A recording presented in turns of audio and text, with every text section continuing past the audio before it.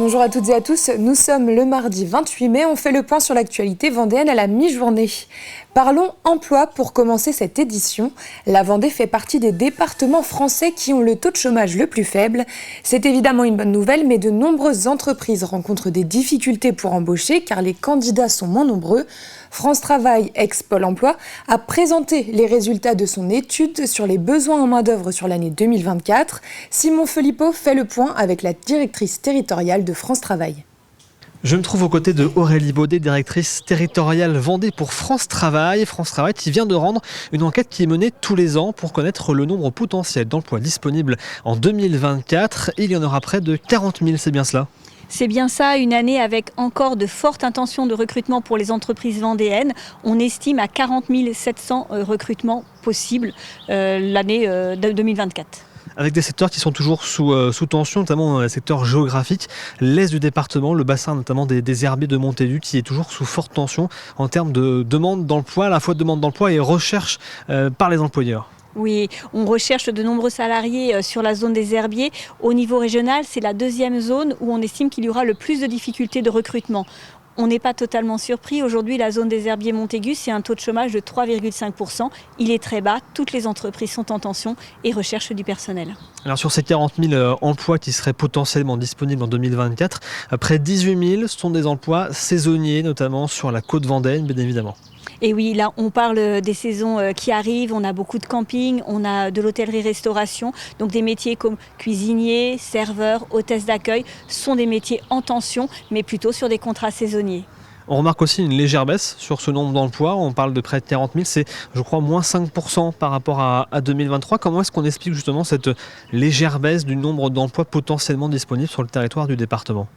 Il ne faut pas oublier qu'on est là sur du déclaratif.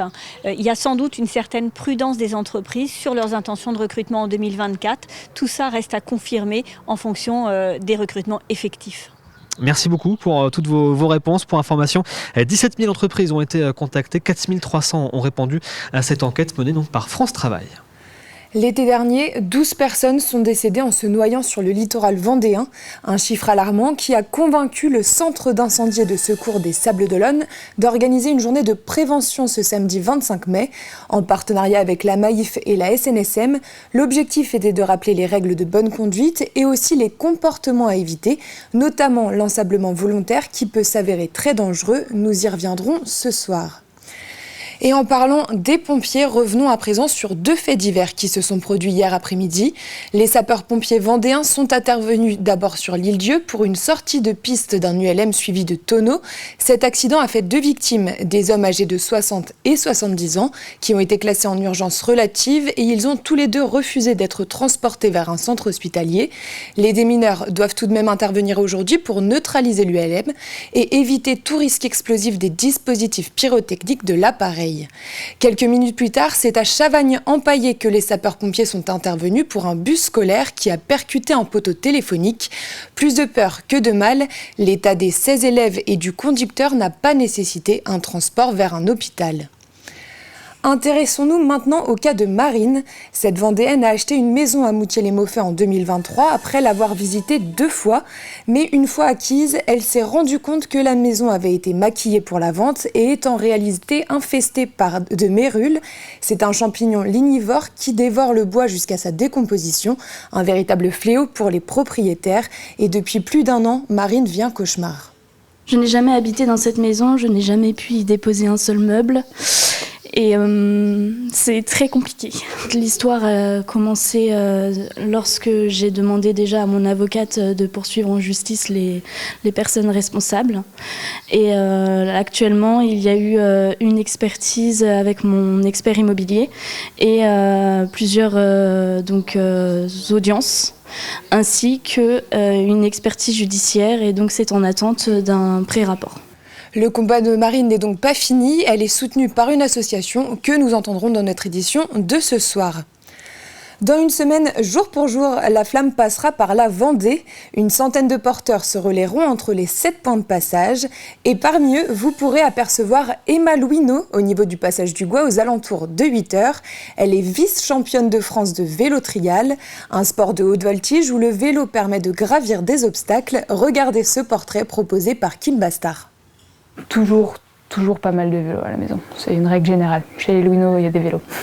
Dans son garage, comme dans sa chambre, Emma collectionne les titres et souvenirs liés au vélo. Il y en a des cools en vrai. Abu Dhabi, Italie, Danemark. À 21 ans, elle est vice-championne de France de trial. Le trial, c'est une discipline de la Fédération française de cyclisme. Et l'objectif, c'est de franchir des obstacles de toute taille, de toute forme, artificielle, naturelle. Donc ça demande de l'équilibre, mais c'est aussi un sport qui demande énormément d'explosivité et de la puissance. Ce sont d'abord ses grands frères qui ont motivé Emma à se mettre en selle. À 6 ans, elle participe à sa première compétition de VTT, puis elle se passionne pour le trial. Depuis, son vélo est un peu différent. Moi, mon vélo, il ne sert pas à faire des kilomètres, il sert à monter sur des obstacles, donc il y en a derrière moi. Et donc j'ai besoin de bouger sur mon vélo. C'est pour ça qu'il n'y a pas de selle en fait, c'est que je suis tout le temps en train de bouger, que ça soit vers le bas, vers le haut, en arrière, en avant, de droite, à gauche. Pour atteindre son niveau actuel, la jeune cycliste a dû multiplier les entraînements.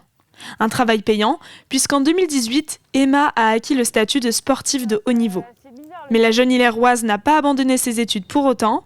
En parallèle du vélo, Emma est étudiante en 3e année de psychologie. La chance que j'ai, c'est que je suis aussi passionnée par mes études. Ça me plaît beaucoup et je pense que ça m'aide. Si j'aimais pas autant la psycho, ça serait compliqué de jongler les deux. Mais l'un est une pause de l'autre. Quand j'ai fait trop de vélo, je suis contente de retourner à mon ordi. Et quand j'ai fait trop de psycho, je suis contente de retourner sur mon vélo. Donc jusqu'à là, ça se passe bien. En novembre 2023, alors qu'elle révise à la bibliothèque, Emma reçoit un message. On lui propose de porter la flamme. Donc j'ai attendu quelques mois, ensuite j'ai eu la confirmation, je l'avais dit à quelques proches en secret. Et donc après j'ai appris que c'était officiel et là tout le monde m'a dit « Mais Emma, tu te rends pas compte la chance que c'est unique comme expérience !» Et je me suis dit « Ils ont raison, ça arrivera jamais une deuxième fois !» Le 4 juin prochain, elle transmettra la flamme au bord de la mer, au niveau du passage du Gois. On jette un coup d'œil sur le ciel de cet après-midi. Un temps gris, mais pas d'averse de prévu. Côté température, il fera 16 degrés sur les îles, les Sables-d'Olonne et Pouzauges, 17 degrés à La Roche-sur-Yon et l'Aiguillon-la-Presqu'île. Et enfin, la maximale sera de 18 degrés à Montaigu-Vendée et Fontenay-le-Comte. Voilà pour l'actualité de ce mardi midi. On se retrouve à 18h pour une édition complète. D'ici là, je vous souhaite une excellente journée sur TV Vendée.